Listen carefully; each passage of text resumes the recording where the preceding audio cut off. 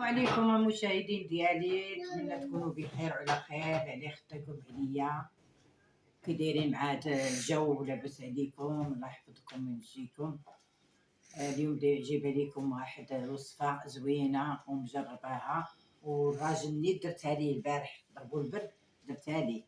هاد عشبه مهمه، ماشي راه تتكون في الشجر، تتكون في الشجر اللي تيكونوا نقيين. سميتها كاليسوس. هادي راه معروفه، هادي راه تيشدها الواحد يكرمها ولا يغسلها مزيان ويكب عليها الماء طيب ويخليها يبقى يشربها مزيانه دريسلاش مزيانه البلد مزيانه، الشهد مزيانه تفخر بها الانسان.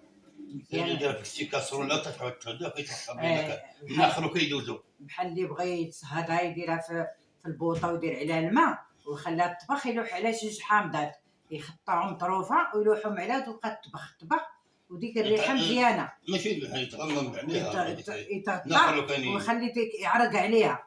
ودابا هادي راه تنشربوها حنا، راه مزيانه تنغسلوها مزيان ونكبوا عليها الماء طيب ونخليوها البروده لكلشي تتصلح. هو من زمان هو تيشرب هادي، من زمان تيشربها. ولكن كاليسوس بيكون شويه نقي، اللي تيكون شجر نقيين راه باينه. هذا صحيح ومجرد، راه باينه صحيح ومجرد. واحد الشجره نقيه ديال في الدار ديال الناس، ديال واحد الفيلا نقيه وزوينه. راه مجربينها، هو دابا مجربها ودارها شحال من مره ووافقاتو حتى الحلق ديالو كان كيضرو. ما خليش ما يسير شحال نسيرو شرب وشحال من نسيرو شرب وما قدا ليه والو، لان هذه نفعاتو هذه راه مهمه. وكاين اللي تيبخر بها وكاين اللي بزاف الحاجات فيها.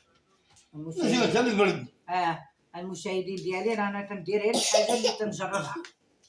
والله يجيب شي يعني يخطيكم علينا والله يشافينا ويشافيكم العباد. لا تنسوا الاعجاب بالفيديو والاشتراك في القناة تشجيعا لنا لنستمر بنشر المزيد ان شاء الله.